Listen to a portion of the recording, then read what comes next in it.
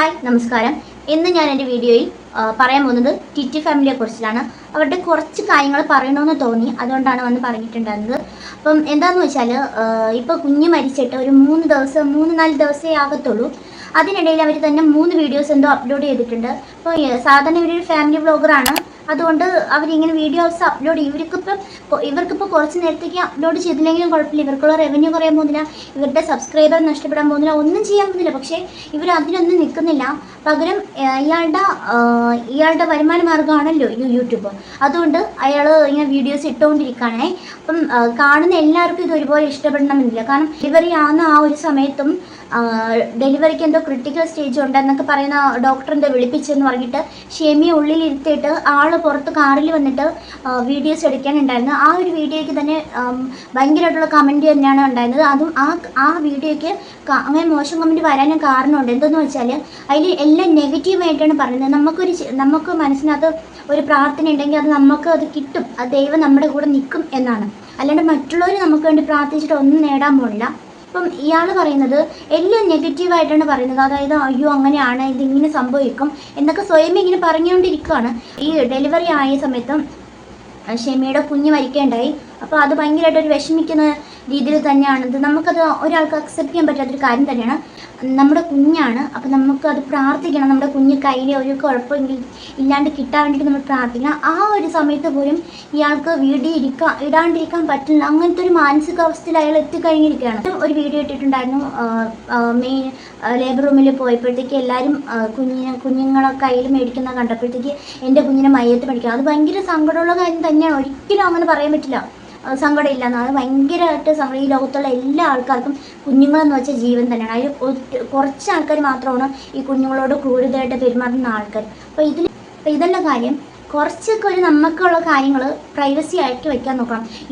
ഇപ്പോൾ family vloggers എന്ന് പറയുമ്പം ഈ പ്രഗ്നൻ്റായ മുതൽ ലാസ്റ്റ് ഇനിയിപ്പോൾ കുട്ടിക്ക് ഒരു ചോറൂണ് നൂലിയായിട്ട് ഇത് എല്ലാം കഴിഞ്ഞ് അവസാനം ഒരു 7-8 വയസ്സ് വരെ ഇത് തന്നെയായിരിക്കും. പിന്നെ കുറച്ച് നാൾ കുഴപ്പമില്ലാണ്ടിരിക്കും.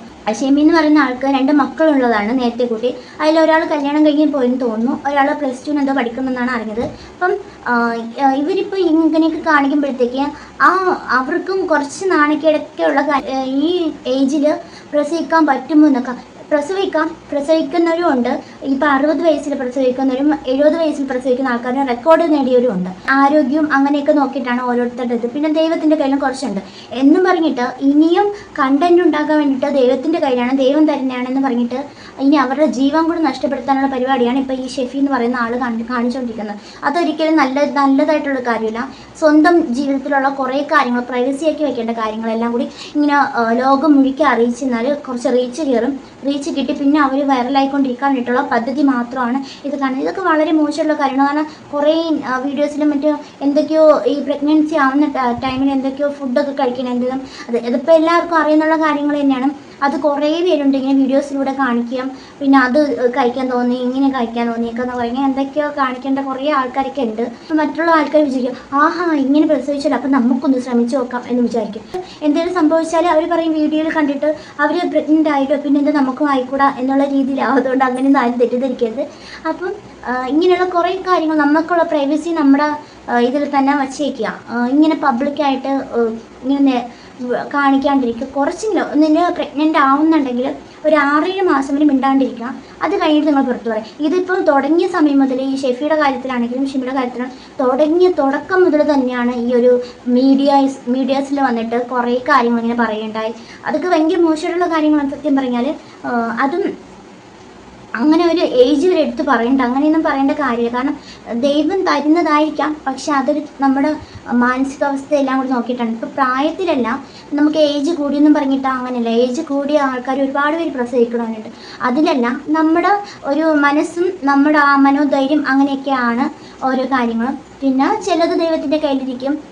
പിന്നെ നമ്മൾ കയ്യിൽ നിന്ന് എന്തെങ്കിലും തെറ്റുപറ്റി പോയാൽ അത് നമുക്ക് ആ കുഞ്ഞ് നഷ്ടപ്പെടും. പിന്നെ അത് നമുക്ക് ജീവിതകാലം മുഴുവൻ അതൊരു പ്രശ്നമാവും. അതൊക്കെ ഭയങ്കര ബുദ്ധിമുട്ടാണ്. കാരണം നമ്മളിനി മരിച്ചു പോയെന്നാൽ നമുക്ക് ആ കുഞ്ഞിനെ കുറിച്ചിട്ട് ആലോചിച്ചിട്ടുള്ള കുറച്ച് കാര്യങ്ങളായിരിക്കും. അതുകൊണ്ടൊക്കെ മാത്രമാണ്. എന്തായാലും കുറച്ച് നാളത്തേക്ക് ഈ വീഡിയോസ് അപ്ലോഡ് ചെയ്യുന്നത് കുറച്ച് കുറയ്ക്കാമായിരുന്നു. കാരണം എന്ന് വെച്ചാൽ ആ കുഞ്ഞ് മരിച്ചിട്ട് തന്നെ ഇപ്പം 3-4 ദിവസം ആയിട്ടുള്ളൂ. അപ്പം അതിനെയും കൂടി ഇങ്ങനെ ഒരു ഇതാക്കുന്ന രീതിയിലല്ലേ അയാൾ ചെയ്യുന്നത്. അപ്പം ഈ കാണുന്ന ആൾക്കാർക്കൊക്കെ എന്ത് തോന്നും? എല്ലാവരും ഇയാളെ സപ്പോർട്ട് ചെയ്യുന്ന ആൾക്കാരായിരിക്കും. അപ്പം കുറച്ചും കൂടി ഒരു ഇതായിട്ട് പ്രൈവസി ആയിട്ട് വെക്കണം എന്നാണ് നമ്മുടെയൊക്കെ ഒരു ചിന്ത. എൻ്റെ ഒരു